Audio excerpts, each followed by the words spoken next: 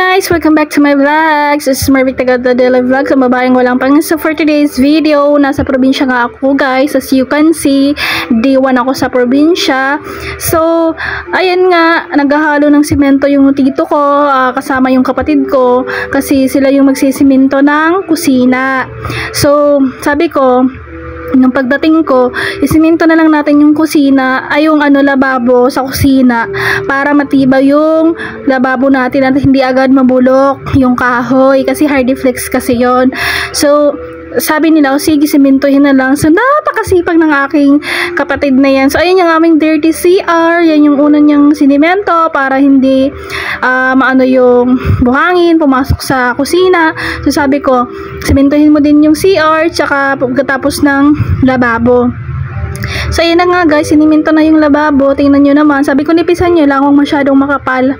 So, ayan, yung kapatid ko, napakasipag. Syempre, may award yarn. Binilhan ko yan ng kanyang gustong cellphone. So, syempre, kapatid ako. So, kung ano yung gusto niya, total masipag naman. So, binilhan ko siya ng cellphone pag uwi ko. So, ayan na nga yung ating lababo, tapos na. So, ating mini kitchen ng ating bahay kubo. So, happy ako kasi kahit pa paano napapaayos ko ng paunti-unti yung aming bahay kubo. So, ayan ang aming dirty kitchen. Ang aking nanay ay magluluto ng tuyo. Ang aming ulam for today's video. So, yun talaga yung namimiss ko sa probinsya, ang tuyo guys. Kahit sino naman, sarap diba ng tuyo? So, ayan ang aming kusina. As you can see, di pa tapos. Nilagyan namin ng floor mat. So, ayan na nga guys, sabi ko sa mga pamangkin ko, tara maligo tayo ngayong hapon. Kasi gusto ko talaga maligo sa beach. Sino ba naman ang hindi gustong maligo pag galing ka sa Maynila? Diyos ko Lord, ang ganda talaga pag nasa probinsya. Yung tipong makita mo lang yung sunset sa dagat, napakasarap sa pakiramdam, yung parang nawawala yung problema mo. Parang alam mo yun, parang ay sarap mabuhay sa mundo pag ganito yung nakikita mo kada araw, kada hapon sa probinsya. Yung sobrang peace of mind lang, peaceful ba? Tama ba? Peaceful or peaceful, basta-basta yun na yun. So, ayan na nga, kasama ko yung mga pamangkin ko, nangadalaging din kong pamangkin. So, sabi ko, saan tayo dadaan? Sabi niya, sa dagat na lang daw. Yun yung talagang pagkakamali namin kasi sa dagat pa kami dumaan guys. Ang hirap kaya dumaan sa dagat. Kasi nga, medyo maalon-alon konti. Tsaka high tide na. So, ayun yung aking mga dalaging ding pamangkin. Lahat yun may pasalubong guys sa akin. Kasi ito lang yung isa, yung hindi. Kasi hindi siya nagsusuot ng leggings. At medyo tibo-tibo. Si tibo-tibo. Hindi naman siya tibo-tibo. Iwan ko sa kanya.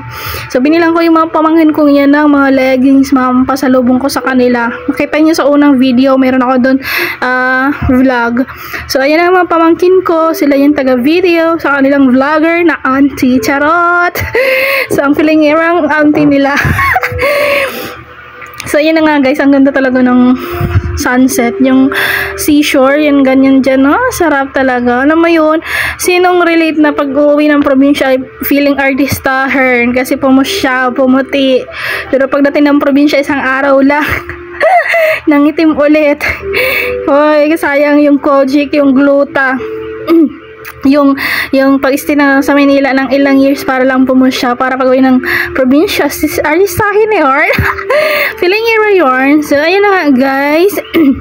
Nagpa-picture ako sa pamangkin ko kasi maganda yung view. So, as you can see, makikita nyo yung cross doon. Yan yung parang ang harap niya ay kumbento guys.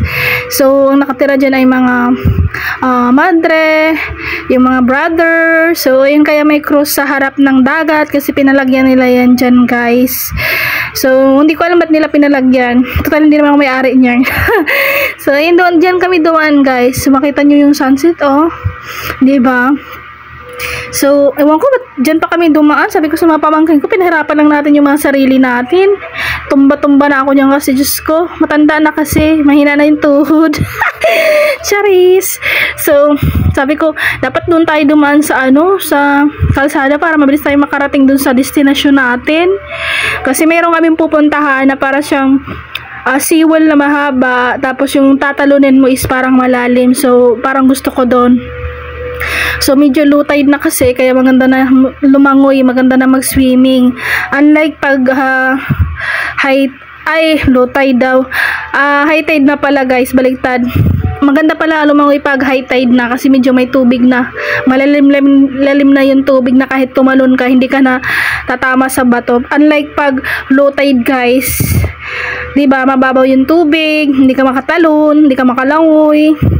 So sabi ko sa mga pamangkin ko, ba't dito pa talaga tayo dumaan? Diyos ko Lord, pinahirapan yung mga sarili. Sabi nga, oo nga auntie, ba't dito tayo dumaan? Sabi ko, aywan ko ba sa inyo ba? Ba't dito ba tayo dumaan? So ayan yung pamangkin ko na sabi ko sa inyo, Tito Bitibo. So hindi ko alam kung babae yan o lalaki, chares. So mabait yan sila. Syempre mabait yung pamangkin ko, parang ako lang. Pagtulog mabait, charis. So ayan na nga, papunta na kami sa aming destination guys. Relate kayo guys, 'di ba? Pag nasa probinsya ka, ang sarap matulog, maaga ako nakakatulog, maaga ako na gumigising.